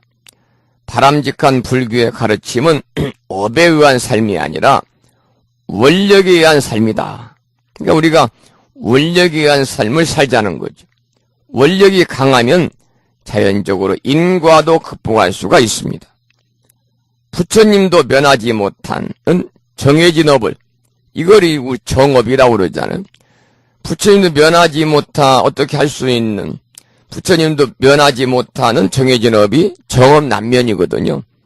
그런데 부처님께서도 면해주지 못하는 정해진 업을 지장보살님은 원력의 힘으로 우리가 소멸시켜 줄 수 있으니 그래서 우리가 멸정업이란 말이 있습니다만 바로 이제 원력의 위대함이 얼마나 수승한가를 단적으로 나타내는 말이 바로 지장보살 멸정업진언에서 우리가 느낄 수가 있죠. 결과적으로 원력은 생명력이다. 생명력이고 원력은 꿈이요 기대감입니다. 지장보살과 같은 그런 큰 꿈을 절실하게 가슴에 와닿게 해야 됩니다. 우리 불자들이 지장보살과 같은 그러한 중생을 위하는 큰 꿈을 가슴에 품는다면 그 순간이 바로 성불입니다. 우리는 그저 소소한 개인적인 문제, 가족적인 문제, 가정 문제, 사업 문제 등에 관한 그런 조그마한 울타리 속에서 꿈과 희망을 갖는 것이 고작입니다. 그런 것에 비하여 지장보살의 큰 꿈은 정말 대단하죠. 우리가 지장보살 같은 큰 원력을 우리가 가져볼 날을 기대한다. 지장보살의 큰 원력을 우리가 배우고 또 실천에 옮겨라, 그런 말입니다. 자, 그럼 155쪽에 지장경을 유포할 원을 세우다라는 부분을 함께 읽어보겠습니다. 본문을 함께 읽어보죠. 만약 지극한 마음으로 귀의하여 공경하고 우러르며 찬탄하고 향과 꽃과 의복과 갖가지의 진보와 혹은 음식을 가지고 이와 같이 받들어 모시는 자는 미래세의 백천만억급 중에도 항상 여러 하늘에 있으면서 뛰어나게 묘함과 즐거움을 받을 것이다. 만약 하늘의 복이 다하고 인간에 태어난다 할지라도 오히려 백천만급 동안 항상 제왕이 되며 능히 숙명의 인과에 대한 본말을 기억하게 될 것이다. 정자제왕아, 지장보살은 이와 같이 생각할 수 없을 만큼 대유신력이 있어 널리 중생을 이롭게 하니 너희들 모든 보살들은 마땅히 경전을 기록하여 널리 유포케 하라고 하시었다. 정자제왕이 부처님께 말씀드리기를, 세준이시여 원컨대 심려치 마십시오. 저희들 천만억 보살 마살이 반드시 부처님의 유신력을 받들어 널리 이 경을 연설하여 연부제에서 중생을 이롭게 하겠습니다라고 하였다. 정자제왕 보살이 세준께 말씀드리기를 마치고 합장 공경하여 예를 올린 후에 자리에서 물러갔다. 그 강의를 보겠습니다. 지장보살의 대유신력이란 앞에서도 누누이 말씀을 드렸듯이 영험이나 유신력은 따로 있는 것이 아니고 각자 자신들의 마음에 새기는 지장보살과 같은 높고 큰 서원의 힘을 뜻합니다. 그와 같은 원력이 있으면 많은 사람들의 행복과 이익에 큰 보탬이 될 수 있습니다. 경전의 가르침을 많은 사람들에게 유포하는 일은 불교에 있어서 가장 중요한 일입니다. 부처님의 가르침이 오늘날 전 세계에 퍼져 있는 것은 그 가르침을 널리 폈기 때문입니다. 그래서 모든 경전에서는 그 경을 널리 유포시킬 것을 권하고 있습니다. 그리고 경전을 쓰고 읽고 유포시키는 일은 그 어떤 복을 짓는 일보다도 많다고 가르칩니다. 그것은 부처님이 가장 좋아하시는 법공양이기 때문입니다. 불교에서 부처님께 법공양하는 일보다 더 좋은 공양과 복덕은 없습니다. 그러면서 개송이 나오는데 그 개송을 한번 읽어보겠습니다. 원문이죠. 가사 정대 경진겁 신이 상좌 변삼천 약불 전법 도중생 필경 무능 보온자. 여러분 많이 들었죠? 또 독송도 해봤죠? 장엄연불에 나오는 얘기입니다. 장엄연불에 나오는 그 개송, 장엄연불에 나오는 개송입니다. 가령 부처님께 복을 짓기 위하여 부처님을 머리에 이고 수많은 세월을 지내거나 또는 자신의 몸이 넓고 넓은 평상이나 의자가 되어서 부처님을 그곳에 모신다 하더라도 만약 경전의 가르침인 법을 전파하여 사람들을 제도하는 일이 없다면 그것은 끝내 부처님을 위하는 일이 못 되며 부처님의 은혜를 갚는다고 할 수 없다, 이런 개송인데 불교에서 매우 애송되는 글인데 법공양이 얼마나 중요한 것인지를 잘 알려주는 개송이다. 가사, 정대, 경진검. 가사라는 말은 가사, 가령 그런 뜻입니다. 예를 들어서 그 말입니다. 가령. 정대 경진검이라. 여러분들 그 정대불사 하는데 동참해 보신 분 계시나요? 해마다 해인사에서 보면 이 대장경, 부처님 경전을 머리에 이고 이렇게 도는 의식이 있잖아요. 바로 그것이 정대입니다. 정대. 경전을 머리에 인다는 겁니다. 이마에 대고 받들고 뭐 이런 뜻이겠죠. 그래서 머리에 가사, 정대, 경진겁, 가령 머리에 경전을 이고 겁이 다하도록, 진겁하도록, 이 말은 이 세상이 다 끝날 때까지 뭐 그런 뜻입니다. 가사, 정대, 경진겁이라는 것은 가사, 가령 머리에 경전을 이고 진겁, 겁이 다하도록, 이 말은 이 세상이 다 끝날 때까지 그 말이에요. 그 다음에 두 번째는 신이 상좌 변삼천이라. 신이, 이 몸이 삼천 대천 세계의 상좌, 의자가 돼가지고 내 몸이 상이 되고 내 몸이 의자가 되어. 이 말입니다. 의자가 되어가지고 거기에 부처님을 모신다 하더라도 약불, 전법, 도중생, 만약에 전법, 도중생 하지 못한다면, 그러니까 내가 이 몸을 전부 바쳐가지고 부처님이 상이 되고 부처님의 의자가 되고 내 머리에 부처님 경전을 이고 삼천 대천 세계를 다 돌아다니면서도 만약 내가 중생을 제도하지 못한다면은 마지막에 필경 무능 보온자라. 필경에 무능하다. 보온자는 뭐예요? 보온하지 못하는 무능자가 될 것이다 그 말입니다. 이 말은 나는 무능자가 되기 싫으니까 절대로 부처님 말씀을 전하는 전법자가 되리라 그런 맹세입니다. 우리가 자주 말씀을 드리지만 공양 중에 가장 수승한 공덕은 바로 법공양이다.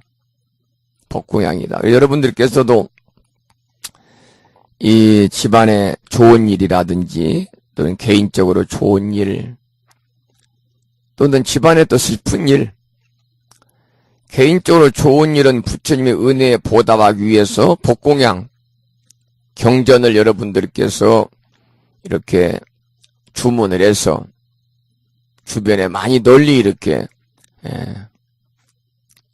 유포시키는 거죠. 전해주는 거죠. 그건 이제 좋은 일이 있을 때는 부처님의 은혜에 보답하기 위해서 부처님 감사합니다. 불운에 보답하기 위해서 경전을 준비를 해서 널리 유포시키는 것이고 또 집안에 이제 슬픈 일, 가족 중에서 부모님이 돌아가셨다, 형제가 돌아가셨다. 그러면 그 돌아가신 분의 극락왕성을 부처님께 발언하면서 또 경전을 준비를 해서 널리 유포시키는 것. 가장 중요한 일입니다. 그래서 우리는 부처님 불법을 맹세코 전하는 훌륭한 전법자가 되어야 됩니다. 그럴 때 불보살님이 우리를 위로하시고 그럴 때 불보살님이 우리들의 가정에 늘 함께 하시지 않을까 그런 생각을 하면서 여기에 나와 있는 이 개송이 장엄연불에 나오는 개송입니다마는 이 법공양이 얼마나 중요한지를 의미하는 것이고 경전을 우리가 유포시키는 일이 얼마나 복을 짓는 일인지를 다시 한번 강조하는 일이고 그래서 우리 불교에서는 부처님께 법공양하는 일보다 더 좋은 공양과 복덕은 없다 그런 말씀이죠. 그래서 여러분들께서도 다니시는 사찰이나 또는 제적 사찰이나 또 인연 사찰에서 법공양을 여러분 하게 되면 권선을 하게 되면 불자 법요집이라든지 또는 우란 문제를 맞아서 부모 은중경이라든지 시장경이라든지 뭐 금강경이라든지 아미타경이라든지 무슨 경쟁이 어떻겠습니까? 사경집도 마찬가지거든요. 법공양 권선을 하면 다른 곳은 참여하지 못하더라도 꼭 여러분들 참여하셔서 법공양에 동참을 하시면 십시일반으로 경전이 만들어져 가지고 널리 유포되지 않을까. 널리 유포시키는 것이야말로 우리가 어떤 복을 짓는 일보다 더 수승한 공덕을 짓는 것이다. 왜냐하면 부처님이 가장 좋아하는 공양이 바로 법공양입니다. 법공양. 그래서 불교에서는 부처님께 법공양 올리는 일보다 더 좋은 공양은 없다. 그래서 그 장엄연불에 나오는 가사정대 경진겁 신의상좌 변삼천 약불전법 도중생 필경 무능 보온자까지를 함께 공부를 해봤습니다. 9시 50분이 조금 넘었고요. 자, 이제 그 다음은 지장보살의 이제 사천왕들의 의문이죠. 사천왕들의 의문. 그 내용을 이제 공부할 순서인데요. 10시가 거의 되어서 시간이 좀 어중뛰어가지고요. 오늘 수업은 여기까지만 하도록 하겠습니다. 수업은. 다음 시간에는 표시를 해놓으세요. 그래서 158쪽 사천왕들의 의문, 여기는 다음 시간 8월 30일 날 8월 마지막 주 수요일 날 공부를 시작하도록 하겠습니다. 오늘 2시간 동안 절기상으로는 이제 더위가 물러간다고 하는 가을에 들어 두 번째 절기이고 14번째 절기인 오늘 초서입니다마는 초서라는 그 절기가 무색할 정도로 오늘 무척이나 더워서 이 시간도 한밤중입니다마는 푹푹 찐다는 표현이 맞을까요? 또 비가 오락가락인 습도도 높고 그냥 후덥지근한 가운데 함께 2시간 동안 해주신 법부님들께 감사드리고 여러분들의 그 열정과 돈독한 신심에 또 이렇게 고마운 말씀과 경의를 표하면서 오늘 수업을 여기서 마치도록 그렇게 하겠습니다. 오늘 이제 공부한 내용들을 우리가 이제 한번 정리를 해보면 오늘은 가피에 대해서 말씀을 드리면서 우리가 입는 불보살님의 가피의 대부분은 명운가피다 그런 말씀을 드리면서 기도와 그리고 가피에 관한 말씀을 제가 상세하게 올렸습니다. 그래서 우리는 항상 불운에 감사하는 마음을 가지고 살아야 됩니다. 부처님께서는 끊임없는 은혜로움을 주고 계시는 거죠. 그것이 바로 명운 가피력입니다. 그리고 이제 광목의 어머니가 광목 집안의 그 종의 아들로 이렇게 이제 천민으로 환생을 했잖아요. 바로 그것은 뭐냐? 바로 지은 죄업의 과보다. 어머니가 지은 죄업은 산 생명을 죽인 것, 그리고 부처님의 진리의 가르침을 등진 거니까 살생과 또 살생을 또한 마구잡이식의 육식과 그리고 불법성 삼보를 비방한 그러한 죄의 과보로 인해서 이제 무간지옥에 떨어졌고 다시 광목이 효성이 지극한 광목이 구해줬지만은 다시 이렇게 금생에는 다시 광목의 집에 종의 자식으로 미천하게 태어난 그런 이야기를 통해서 우리가 그 인과의 법칙, 인과 이치에 대해서 함께 생각해보는 그런 시간도 우리가 가졌습니다. 그래서 복을 많이 짓고 좋은 일을 많이 하는 것이 바로 복을 받는 당연한 이치에 관해서 말씀을 드렸고, 그 다음에 이제 지장보살님의 위대한 원력과 정신, 우리가 따라서 본받아야 되고 실천해야 되는 세 가지에 대해서 함께 공부를 했고, 마지막으로 오늘 지장경을 유포할 원을 세우면서 여러분들이 부처님이 가장 좋아하시는 공양은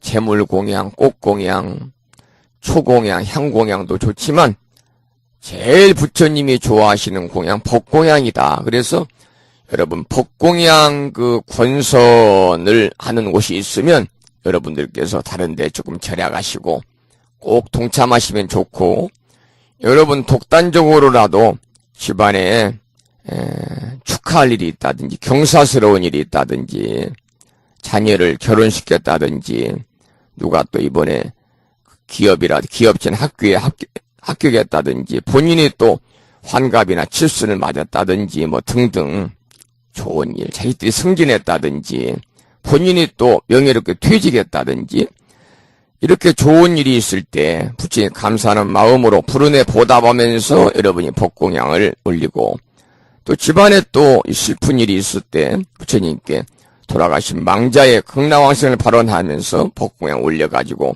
그 널리 경전을 유포시키는 것이 부처님 은혜에 우리가 보답하는 수승한 방법이다. 이런 말씀까지 함께 드렸습니다.